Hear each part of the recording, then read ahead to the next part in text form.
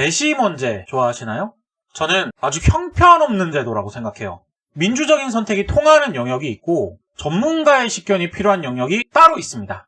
하늘이 도는지 땅이 도는지 지구가 둥근지 평평한지 이런 거는 다수결로 결정할 문제가 아니죠. 전문가들이 연구할 문제죠.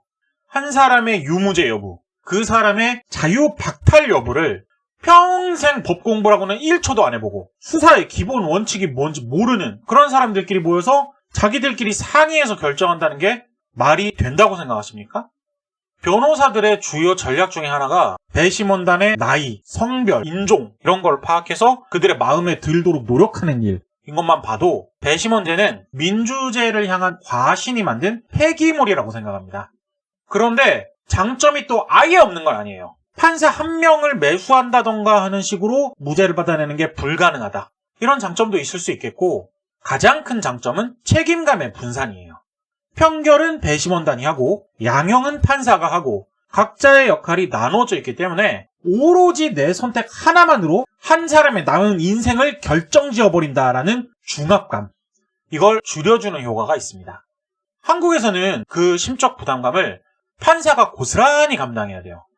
아니 그 정도 명예랑 그 정도 권력 있는 직업인데 그 정도 감당은 당연한 거 아니야? 라고 생각하실 수도 있습니다. 그런데 판사도 감정을 가진 인간입니다. 사건을 넣으면 판결이 툭 튀어나오는 기계가 아니에요.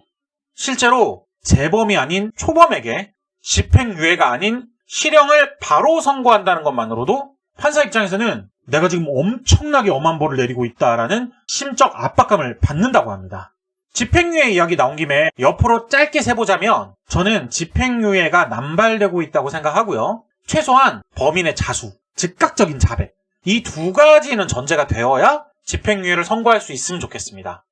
걸리기 싫어서 도망 실컷 다니다가 잡히고 나서는 아니라고 발뺌하다가 재판장에서 잠시 반성하는 연기 한번 하고 집행유예. 이건 아니라고 생각합니다.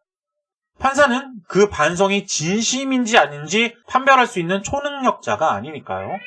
본론으로 돌아가서 생각해보세요. 결단력이 남다르고 심지가 올곧고 멘탈이 강철 같은 그런 사람만 모아서 판사시키나요?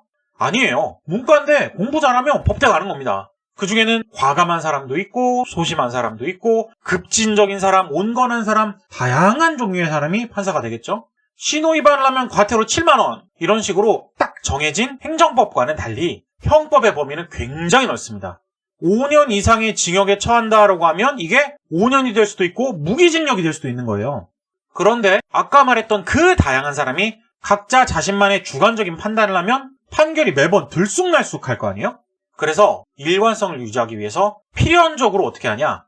판례를 아주 중요한 판단 기준으로 삼습니다. 비슷한 조건에 비슷한 사건을 과거에 어떻게 판단했었냐? 이걸 엄청나게, 좀 과하게 의미 있게 여겨요. 기존의 판례를 완전히 뒤집는 결정을 하는 것은 사법의 역사와 권위에 정면으로 도전하는 것처럼 여겨져서 기사로 날 만큼 드문 일이에요. 사법의 변화 속도는 필연적으로 사회의 변화 속도에 뒤처질 수밖에 없는 겁니다. 20년 전 판결 이런 걸 판단할 재료로 삼으니까요. 과거의 한국 정서는 좋은 게 좋은 거, 이 6글자로 대충 정리할 수 있었습니다. 아이고 좋은 게 좋은 거 아니겠습니까? 어지간하면 원만하게 합의하시고 선처해 줄 테니까 반성하고 다음엔 그러지 마세요.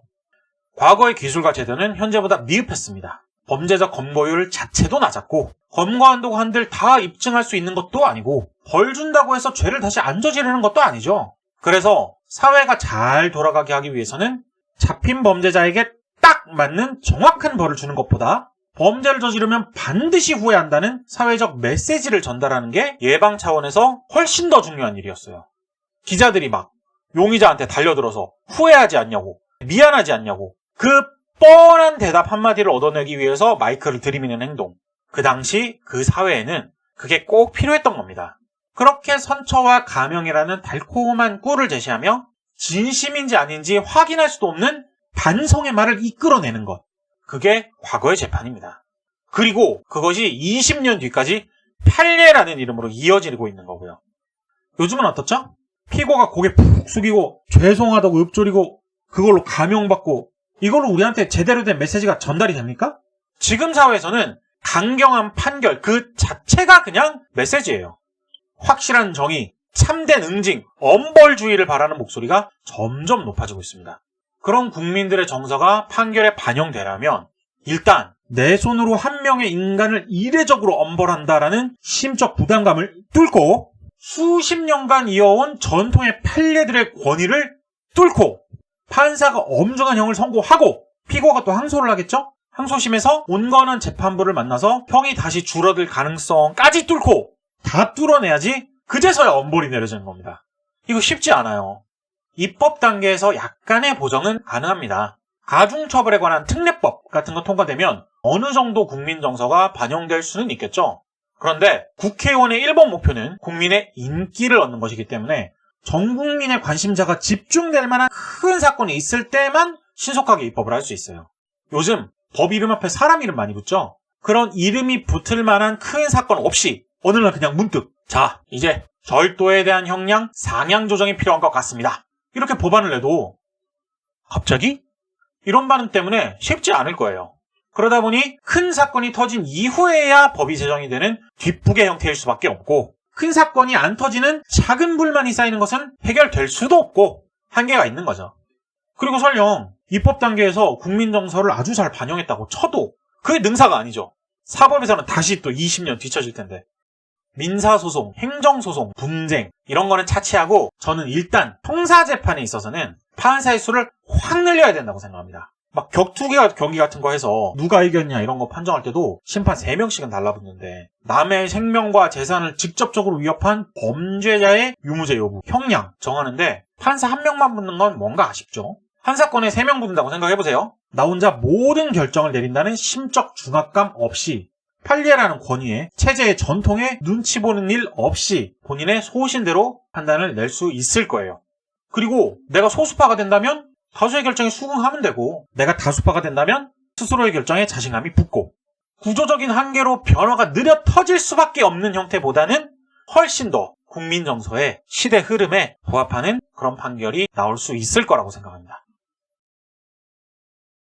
실제로 3명의 판사가 참여하는 합의부 재판을 볼게요. 피고의 죄가 중한 경우 전체 형사재판의 약 8% 정도가 단독 재판이 아닌 합의부 재판으로 열리는데 최근에 중범죄자의 판결 기사를 보고 있으면 확실히 합의부 재판 쪽 판결이 국민의 정서를 훨씬 더 잘 반영하고 있다는 것을 느낄 수가 있습니다. 반면에 도로교통법 제148조는 합의부 재판의 대상이 되지 않습니다. 법 개정으로 인해 잠시 합의부로 이관되었다가 행정력 낭비라는 판단하에 다시 단독 재판으로 옮겨졌죠. 음주운전 사건에 유독 고구마 판결이 많은 것 우연일까요? 정부기관의 공식적인 분석 자료에 따르면 과거에 벌금형 위주던 음주운전 판례, 그놈의 그 지긋지긋한 그 캐캐묵은 판례와 비교를 해서 집행유예를 주는 경우가 많아졌기 때문에 확실히 처벌이 엄중해졌다라고 평가하고 있습니다.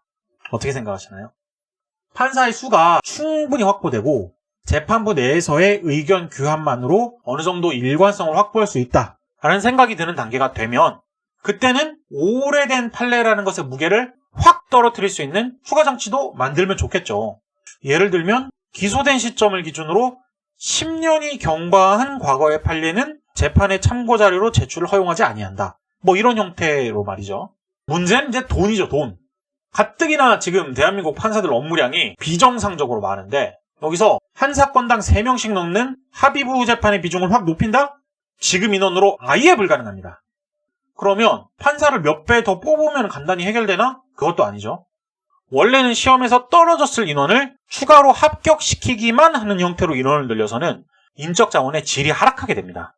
충분한 금전적 보상으로 직업 자체의 메리트를 키워줘야만 우수한 지원자가 몰리고 유능한 합격자가 배출이 되겠죠.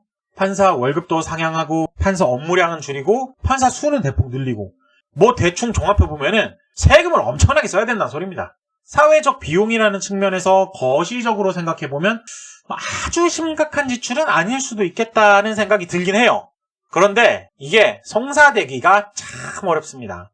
독재국가 같으면 그냥 결정권자가 바꿔 라고 하면 간단히 해결되겠지만 민주사회에서 저런 체제 개편을 공약으로 건다? 표심 그냥 나락가죠. 기존 제도에 불만이 없던 사람들은 당연히 반대할 거고, 기존 제도에 불만이 있던 사람도 내가 낸 세금을 써서 해결한다? 심지어 판사 배를 불려주면서? 그러면 거부감 생깁니다. 현실적으로 개혁을 하자고 주장하는 사람이 나오기도 힘들고, 나와도 당선되기는 더 힘들겠죠. 문제 파악을 하고 있고 해법을 제시할 수 있어도 실현은 거의 불가능한 상황. 다음 시간에는 민주주의의 한계에 대해서 이야기해 보겠습니다.